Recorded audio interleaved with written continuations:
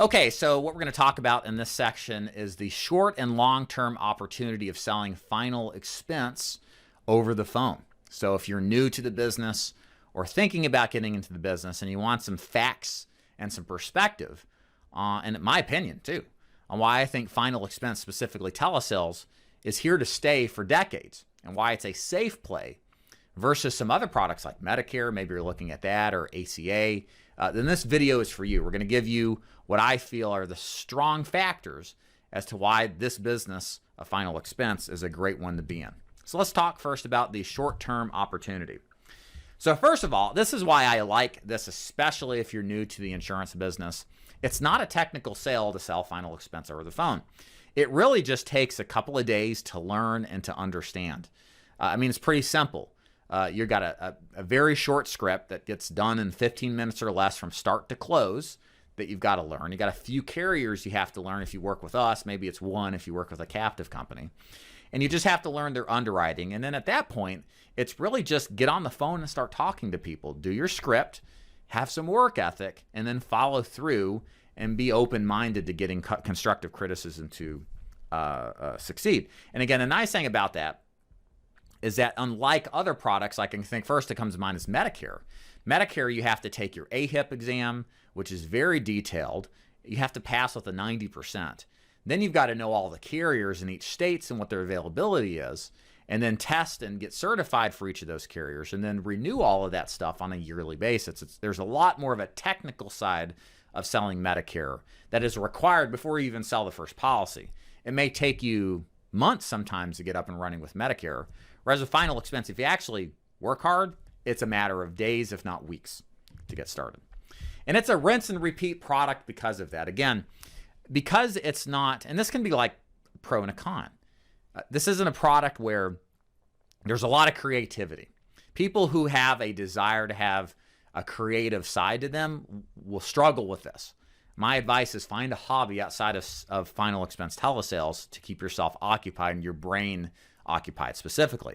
But if you like the idea of just going in and doing the same thing over and over and over again with very little variation, that's what makes final expense very unique. And I find that most people like that more than having something that changes constantly because there's a sense of certainty that comes from it.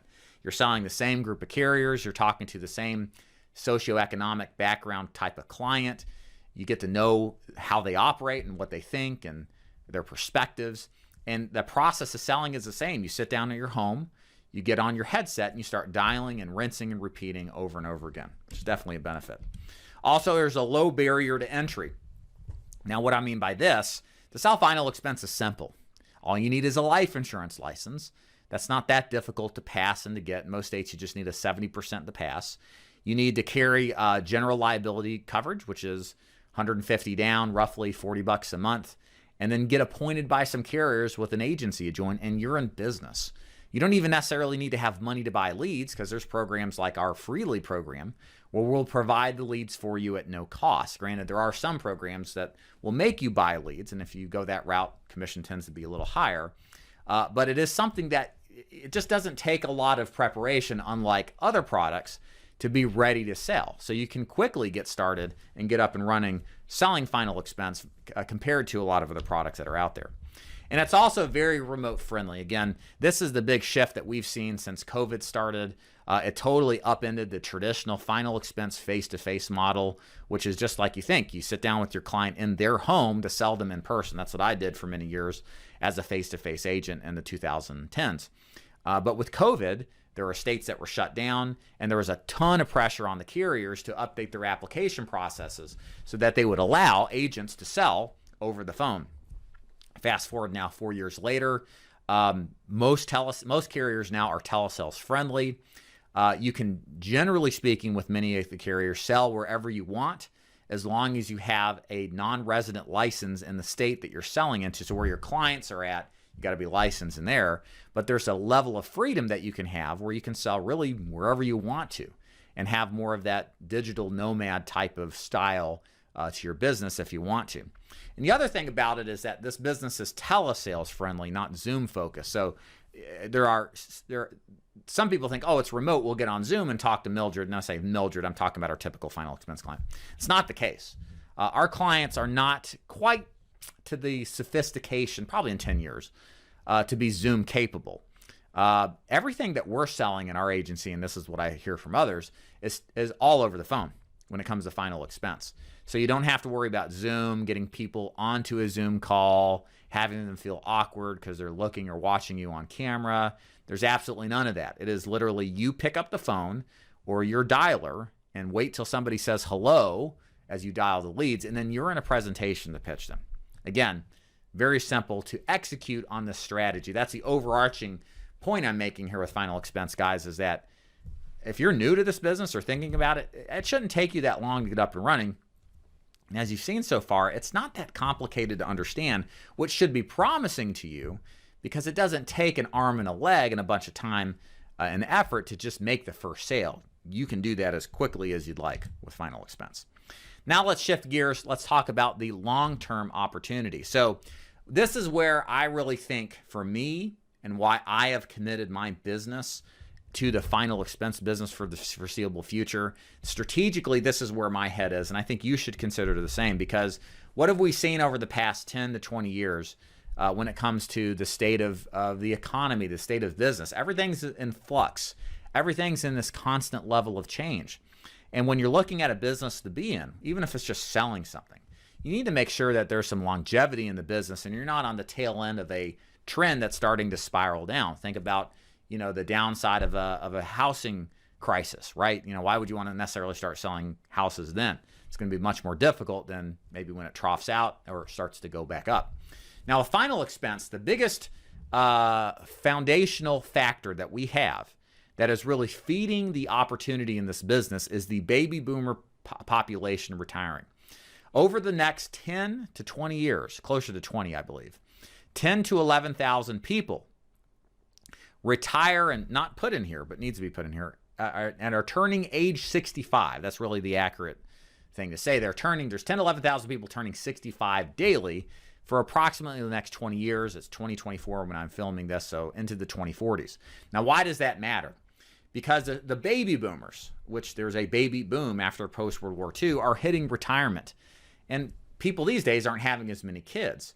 And so what's happening is that there is a shift in the population percentage that are getting to the age where they start to consider a final expense product. Like, I'm 39, almost 40. I'm not thinking about final expense.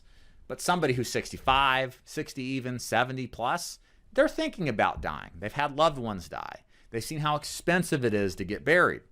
And they're going to be top of mind about this product because of that age. And the point is, with so many people hitting age 65 daily for years and decades to come, doesn't that seem like a good thing that will benefit us as having more and more prospects to sell to? I hope you see that and believe that like I do. And again, a growing population, percentage of the population, I believe it's somewhere between, like right now, people 65 and older are 11% of the population. By 2040, 2050, they're going to be 17%. Again, there's just going to be more old people, which means there's going to be more final expense prospects to sell to, which is a great thing. Also, this is really important, and this has become more of a real issue now because of what I've witnessed over the past couple of years, as well as really even going all the way back to the beginning in 2011. And the thing is, final expense doesn't have any history, and again, that's history. What's future? I don't know. But I think this is promising. There's no history of government intervention in the final expense space. So why should you care about that? Well, let's take a look at some other popular products out there. The first one I'll talk about is health insurance. So I remember when I first started in 2011, Obamacare, the Affordable Health Care Act, in other words, has really just started to roll out. And what happened was, which you may not know, is that the agents, you could sell individual health insurance plans, and you made a residual income for life on those plans as long as you kept the clients. But what happened as the cost became expensive to implement this plan, because it's guaranteed health insurance, right? There's no more underwriting. The commissions the agents earned on business they sold years prior to the implementation of this new law gradually started to go down and down till it went to zero. And agents who build, and this is the point, Agents who built their entire business model on health insurance, who had some six-figure annual renewals, lost it all in a matter of years out because of something out of their control and because the government decided that health insurance was a government concern. Now, I'm not pontificating or moralizing any of this. I'm merely sharing with you the facts. You can support this, health insurance, government intervention or not. I don't care about that. The point is, let's think about this strictly from a business perspective. And then fast forward now, we're seeing the same things happen now with Medicare. There's a high likelihood at the filming of this, it's still up in the air, that many of the FMOs overrides, that's the money they make off of the big agencies that recruit agents in the Medicare space, are going to lose a big percentage, if not all, of their override capabilities. And so after building these massive agencies for many, many, many years, they're going to be in a position of where without any control whatsoever, they're being forced out of the business because the governing body says that they shouldn't be paid anymore and arbitrarily decides that. And so again, the point is, maybe that's good for the health of Medicare, maybe it's not, but the point is, do you want to be involved in the business model where you can carefully build something for many years and have the rug pulled out from under you because, let's face it, the product is a government good, or it's a good that the government deeply cares about because, it depends. It's helpful to get the politicians reelected, helping Medicare, helping health insurance. So for me, this has been big. And I don't mean to go on too much about this, but hopefully we arrive at the point I'm trying to get at, which is final expense. Let's keep this presentation secret. Let's not give these guys any ideas. So far has not been a good or a product or a service the government has felt a need to intervene in and screw up, to be frank with you. And I don't see any signs of that actually changing at all, which again, the less the government stays out of monkeying with the business, I think the better and more secure the business model will be. Also, the nature of our clients is really important. You see, I mentioned this earlier, somewhere between, I would say, 90% of our clients that buy final expense are on a fixed income, deriving Social Security income or a disability income. And so what happens is these people are receiving money from Uncle Sam because they have paid into the system and have either arrived at retirement through disability or because they've reached the retirement age and now are collecting on the money they have paid into the system. Again, not moralizing about is Social Security broke, where's the lockbox at, or any of that stuff. Should the age be changed? Don't care. But the point is that our clients are all receiving a guaranteed income and will conceivably receive that income for the foreseeable future.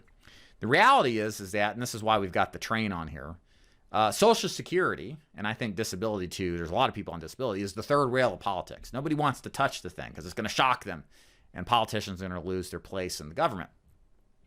And if a politician seriously goes after Social Security, or I believe even disability, the likelihood that people will jump sides to vote the guy out is pretty high. It's a bipartisan issue for the people, at least. So my point here in saying is that, yes, our clients don't have a large income, but they have a guaranteed income. That it would, I would think, take literally a country-size upheaval like a civil war to dislodge. And so the moral of the story, and the point I'm trying to make, is that the fact that our clients receive a guaranteed income that's never been disrupted before, by the way, since Social Security's inception, means there's a higher chance that our clients will have the money to pay for it. Now, will they pay for it? Do they have the money to pay for it? Those are different things. But the fact that they get money guaranteed is a nice thing compared to what happens when the next recession happens and you sold somebody a term insurance plan that's 45 and works at a plant or just got laid off and now they got to start cutting budget back on some things. Those are where those products are more risky because there's more of a direct tie to the health of the economy, where what we've seen with final expense throughout the 2010s, even past COVID, the growth of final expense has not slowed down. My income went up by about 2.5 times from 2020 to 2023 because I believe the higher amount of people are retiring and there's just simply more prospects. Obviously, the growth of the agency too as well. But we weren't affected by the downswing that happened with COVID, nor were we really affected by it back when the Great Recession happened in the early 2010s. So all of these are good things, I think, for the long-term opportunity of final expense. Also, the nice thing too with final expense is most seniors have experienced death with friends and family. They understand the need for life insurance. You don't have to say, hey, have you ever thought about dying, Mildred? You know, you're like 80. Has the idea even crossed your mind? Rest assured, your clients have thought about death because they've experienced death with their spouses, their friends, their families, coworkers, colleagues, etc. dying. It's made them quite aware that life is fragile, and at some point they're going to pass away as well. Why do we care? Because our clients are thinking about dying. They're aware of dying. They're aware of the cost of dying and the need to be prepared. It's an easy thing to get into a conversation with somebody who's in their 60s, 70s, or 80s versus maybe somebody who's 20s and they're living life, they're living their best life. Like, they're not worried about dying, right? Not necessarily. So it's an easier conversation to get into, I believe, with an older individual. So in summary, final expense offers both short and long-term opportunity for decades to come. Hopefully I've sold you on this. This is why I'm in final expense. We used to be more in the Medicare and ACA space, although we've always been number one final expense, but I have dislodged Medicare and ACA as a part of the agency and have focused all of our growth internally on final expense. Incidentally, we had a year-over-year increase in production of about, I think it was like 325% from 2023 April to 2024 April because of our intense focus on final expense. And I don't see how any of the opportunity with the aging population, the growing aging population, is going to subsist or is going to subside. So again, this is why we're super excited about what final expense has to bring.